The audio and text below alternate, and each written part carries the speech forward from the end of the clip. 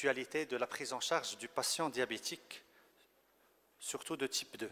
Donc aujourd'hui, on va traiter, est-ce qu'on peut aller vers une diabétologie de précision? Comme vous savez, comme je vous dis toujours, il n'y a pas d'aliments ou de nutriments poison, c'est l'excès qui rend un aliment maléfique ou bénéfique. Donc les glucides, ils ont un rôle dans l'organisme, production d'énergie, interrelation métabolique, synthèse des glucoprotéines, beaucoup de fonctions indispensables.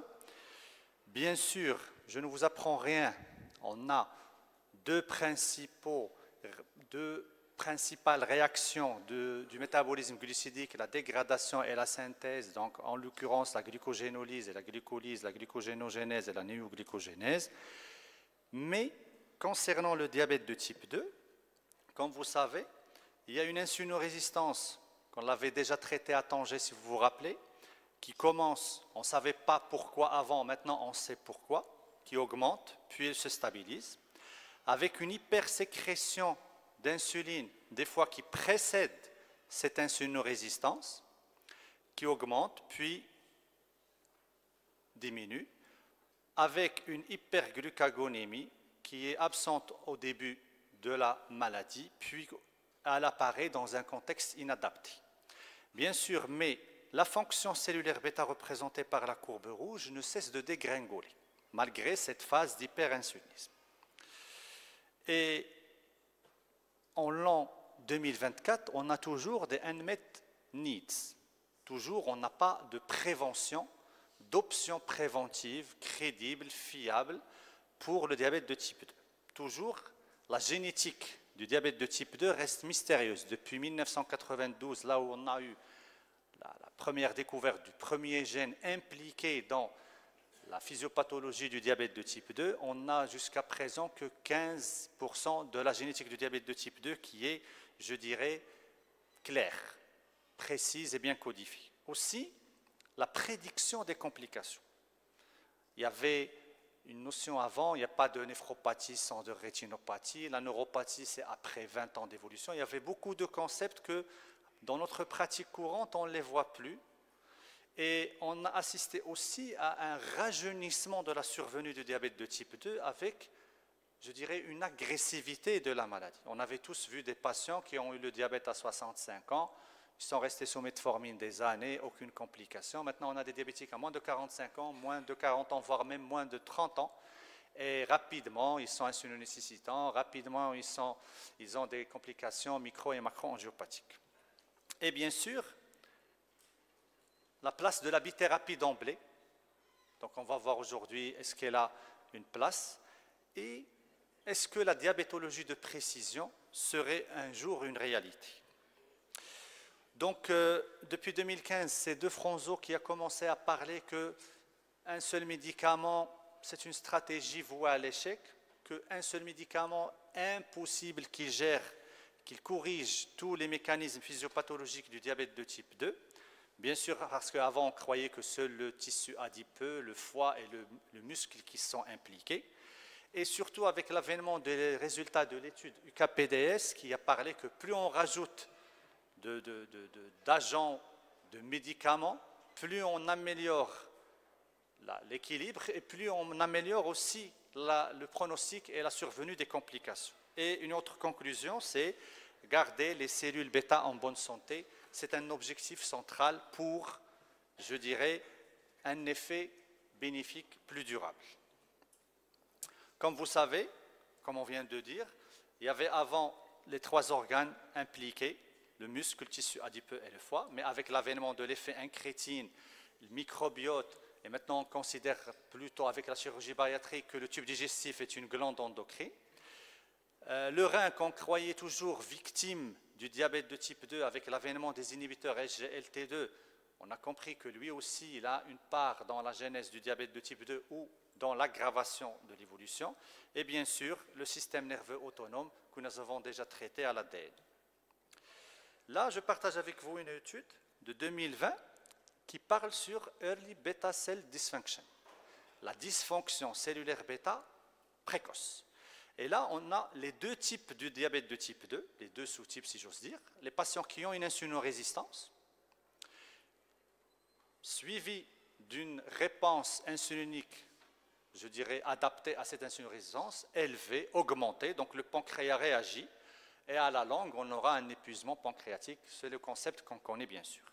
Mais on a une autre partie, c'est qu'il y a des patients qui ont un hyperinsulinisme qui précède la survenue de l'insulinorésistance. C'est ce qu'on avait vu sur la courbe de tout à l'heure. Et là, on ne comprenait pas pourquoi, mais c'était une minorité avant qu'elle devienne une part, je dirais, plus importante dans les patients que nous voyons tous les jours. Donc, je m'explique. On a des patients qui ont une génétique de l'obésité et de l'insulinorésistance en l'occurrence. D'ailleurs, on a tous vu des obèses, IMC 32, 33, qui ne sont pas diabétiques. Et on a vu des patients qui ont un IMC à 26 et qui sont diabétiques. Donc, on a des patients qui ont une génétique prédisposante, bien sûr, avec les facteurs environnementaux et l'épigénétique, à développer une obésité. Donc, automatiquement, ils vont faire de l'insulinorésistance. S'ils ont un génotype normal en matière des cellules bêta, le pancréas compensera toujours cette insulinorésistance et ils seront toujours en normoglycémie. D'ailleurs, on a tous vu des sujets obèses qui ne sont pas diabétiques, IMC à 30, 105 kg, etc., pas diabétiques.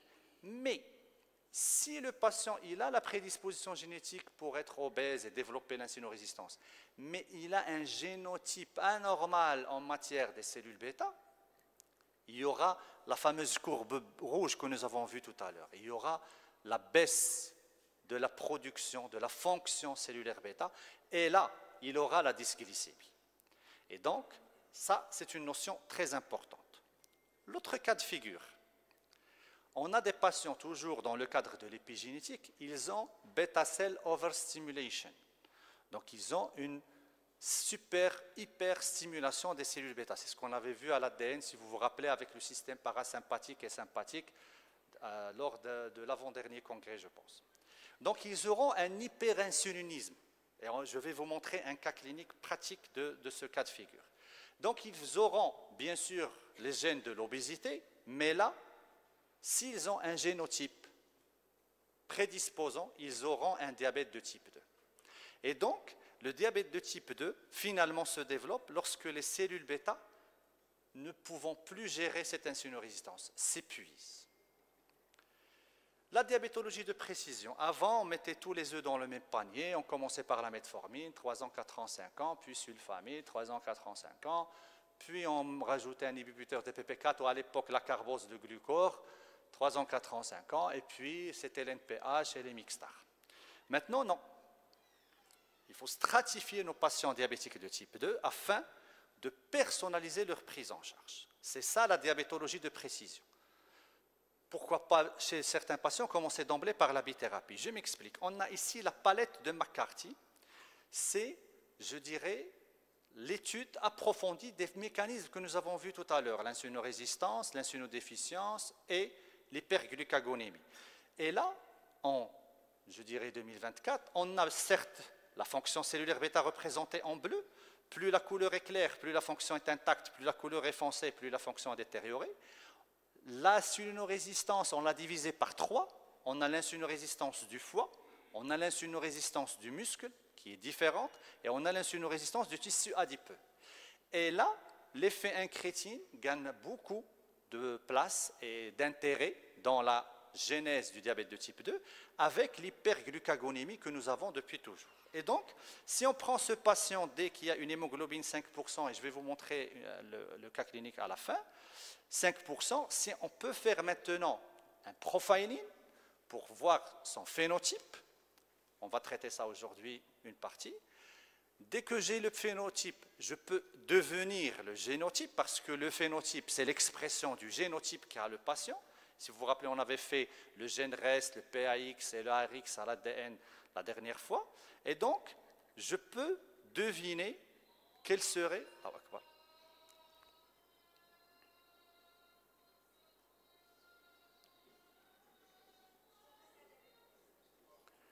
Je peux deviner quel serait l'avenir de ce patient en matière de complications et de traitement adéquat. Si on prend ces 3 patients nouvellement diagnostiqués, qui ont tous la même hémoglobine glyquée, 8%, si on fait leur phénotype, Il y a une grande différence de la contribution de chaque mécanisme que nous venons de voir ici dans la genèse de leur diabète, malgré qu'ils sont tous des diabétiques de type 2.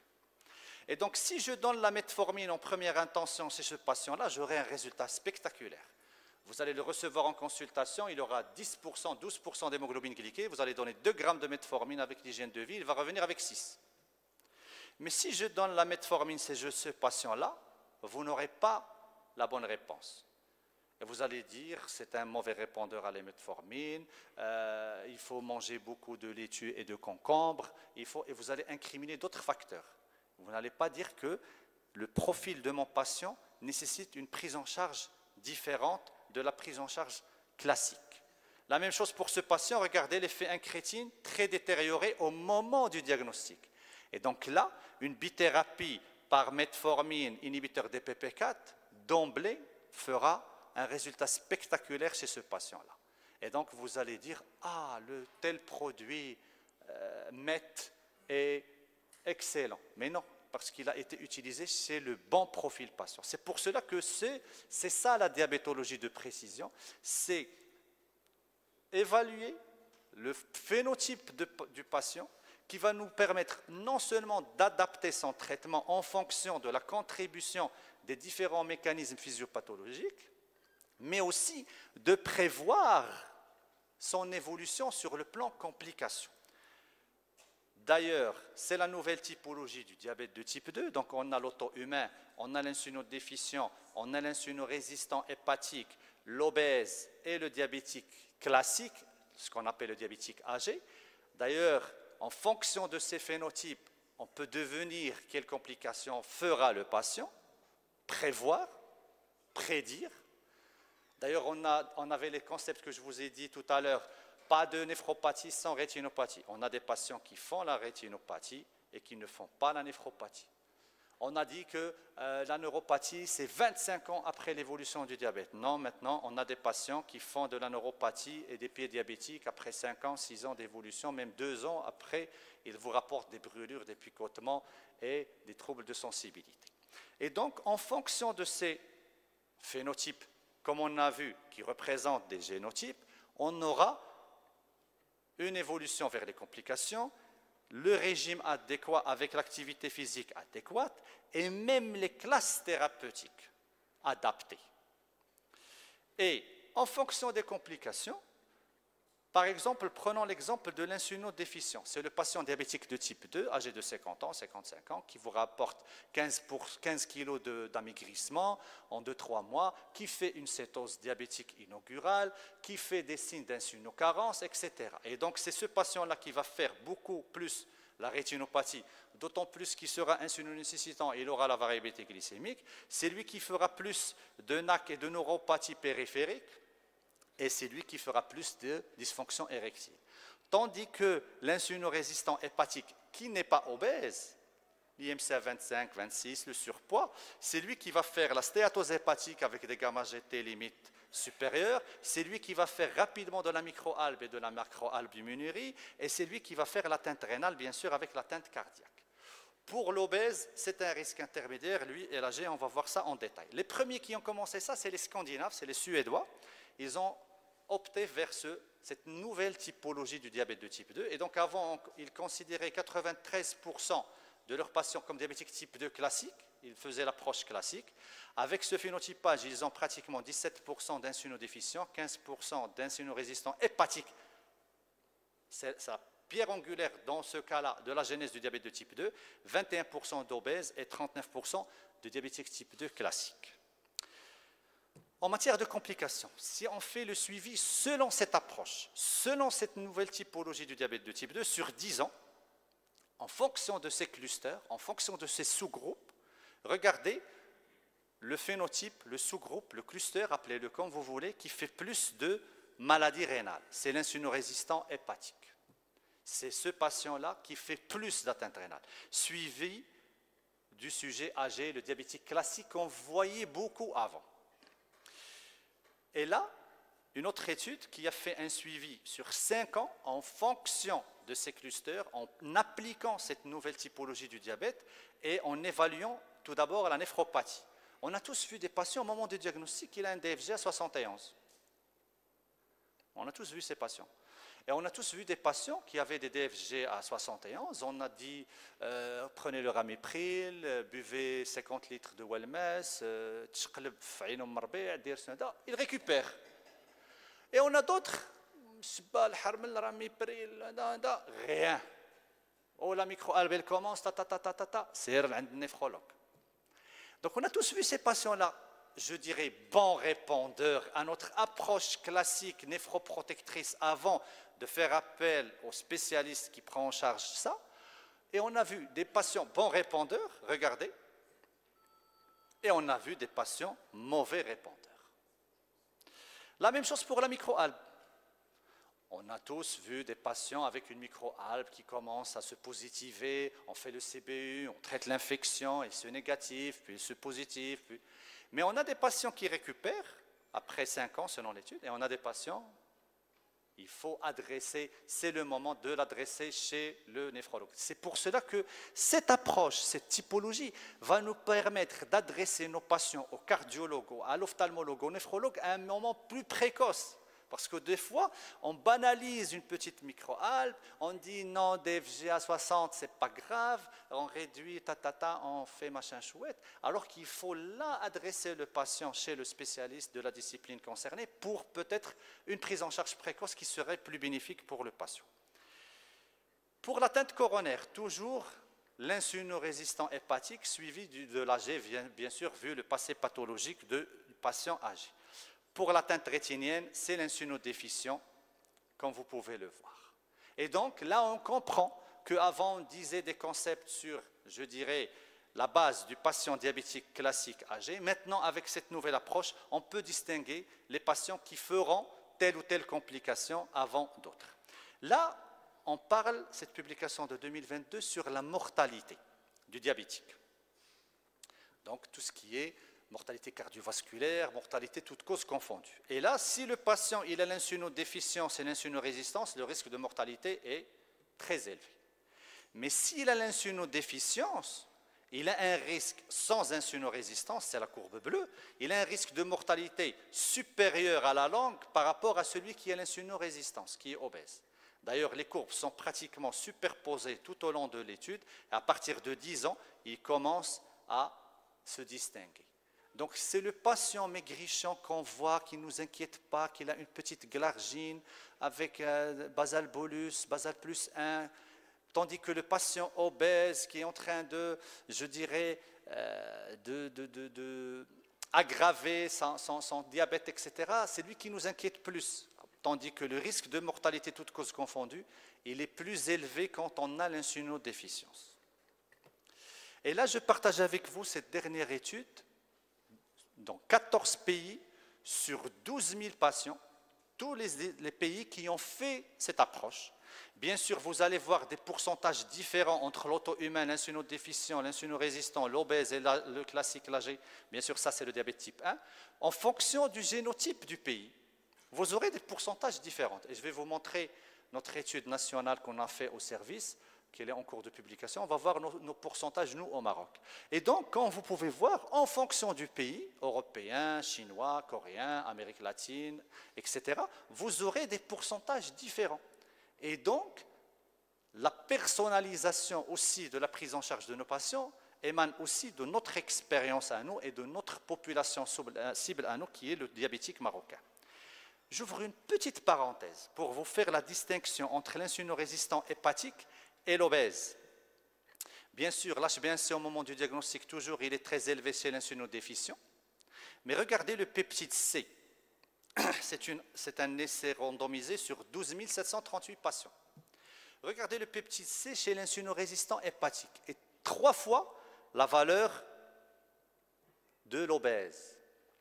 Pour vous dire que la composante hépatique dans la genèse de l'insulinorésistance est la plus méchante, est la plus importante, est la plus, je dirais, intéressante à traiter, à gérer. Parce que des fois, on voit les gamma GT51, le patient consultant gastro, là, on fait un coup de sonde, on pose la sonde, on voit des stéatoses hépatiques, on dit, etc.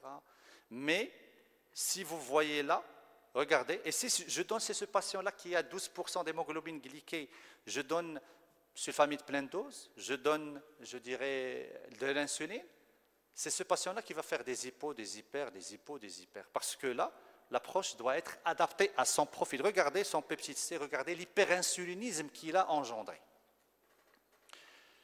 Donc, la diabétologie de précision, un seul agent est voué à l'échec. Il faut agir sur les différents mécanismes physiopathologiques qui peuvent être incriminés de manière différente d'un patient à un autre. C'est le cas par cas.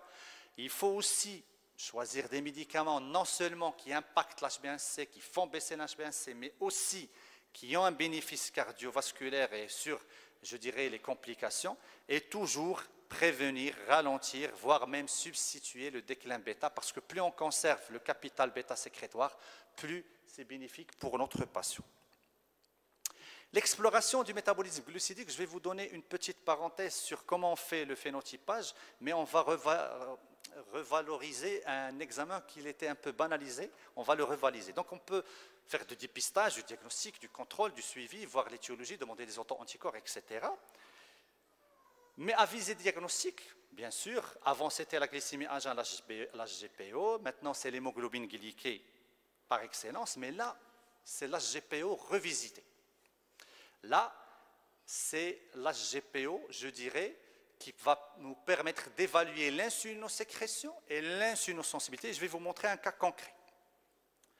Donc, les premières minutes, ça évalue, ça étudie, ça donne une idée sur l'insulinosécrétion, et jusqu'à 180 minutes, ça donne une idée sur l'insulinorésistance.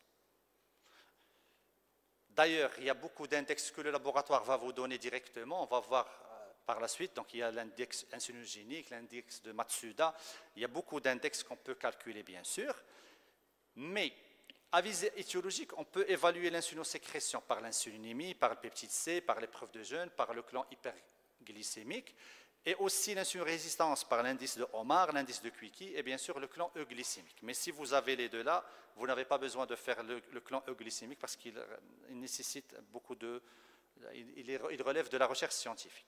Donc l'indice de Omar, le labo va vous donner 2,4. Non, c'est 1,64 la valeur normale de l'indice de Omar pour évaluer l'insulinorésistance. Et là, je partage avec vous cette patiente qui a une forte hérédité diabétique dans la famille. Et surpoids, 40 ans, régulière dans son suivi, elle fait toujours des glycémies à jeun parce qu'elle a une forte hérédité diabétique dans la famille. Donc c'est sûr que le gène reste qu'on avait vu la dernière fois, il est touché. Donc elle a fait un prédiabète. On a demandé chez elle une évaluation de l'insulinosécrétion, peptide C normal. On a fait une HGPO, je dirais actualisée, revisitée. Bon, c'est rassurant, la glycémie à jeun 0,99, c'est rassurant. Regardez l'HGPO revisité avec l'insulinémie. Regardez l'insulinémie de base et regardez après 30 minutes de l'ingestion de 75 grammes de glucides. ماشي ضربتها في 10 ضربتها في 5000. Regardez, bien sûr l'indice de Omar 4, supérieur à 1,64, donc on va dire 3 fois. L'indice de Quicky lui aussi, il est bas, donc ça veut dire qu'elle a une insulinorésistance. Elle n'est pas encore diabétique. C'est le premier bilan fait dès qu'elle a franchi le prédiabète. Ça veut dire qu'elle est à 5,7. Elle n'est pas encore diabétique. Regardez ce pancréas-là.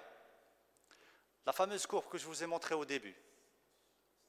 Si ce pancréas-là, à 40 ans, il roule comme ça, à 50 ans, qu'est-ce qu'il va faire?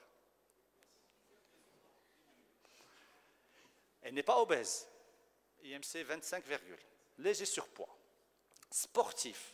قايدة في la salle, كدير la natation. Ou svelte, ou kulchi. Mais elle a une forte hérédité. Donc la slide que je vous ai montré, l'overstimulation, la superstimulation des cellules bêta, ce que je vous ai montré au début, regardez la réponse là. À 75 grammes, هذه لك لا تصفى ولا البستله ديال الدجاج والدوز غدير في البنكرياس ديالها. هذه 75 غرام دو غلوسيد. هذه الا خدات بنانه وتفاحه وليمونه وكان دايره ماكدونالد قبل منه ولا شي بيتزا ولا شي تاكوس ولا شي ويل كحل. Bon, je caricaturise les choses pour vous dire, voilà, elle n'est pas encore diagnostiquée, elle n'est pas diabétique. Et donc, quand je vais la recevoir à l'âge de 50 ans, je vais dire diabétique. Et je vais donner un insulinosécréteur. Je vais attendre quoi? La fameuse courbe sur la palette de McCarthy que je vous ai montré, la courbe bleue. Comment elle est? Elle est détériorée chez cette patiente. Et donc, notre expérience, rapidement avant de conclure, je vois le temps terminer, nous avons fait une étude sur 500 patients, toutes les régions du royaume, alhamdoulilah, ils ont participé avec des pourcentages différents, bien sûr, parce qu'à l'hôpital, on reçoit beaucoup des gens de Rabat, Salé, Casa et Tanger. Nous aussi, on a 93% de diabétiques de type 2, 18% d'insulinodéficients, 14% d'insulinorésistants hépatiques, 19% d'obèses et 42% seulement de diabétiques classiques. Je dirais de diabétique classique. Bien sûr, elle est en cours de publication. Je vous demande de ne pas la partager si possible. En conclusion, donc l'exploration du métabolisme glucidique permet le diagnostic, ça c'est sûr. Permet la surveillance, ça c'est sûr, mais aussi l'ajustement thérapeutique. Et plus on est précoce, plus on évalue selon les différents mécanismes physiopathologiques, plus on va faire quelque chose de sur mesure, de précis. Et l'HGPO, aujourd'hui on n'a parlé que de l'HGPO. Peut-être une autre fois on va parler des autres paramètres que nous utilisons pour faire cette typologie. Non seulement de calculer l'insulinosécrétion, mais aussi l'insulinosensibilité. Et la diabétologie de précision nous permet surtout d'adapter le traitement comme on a dit, mais surtout prévenir les complications. Et je vous remercie.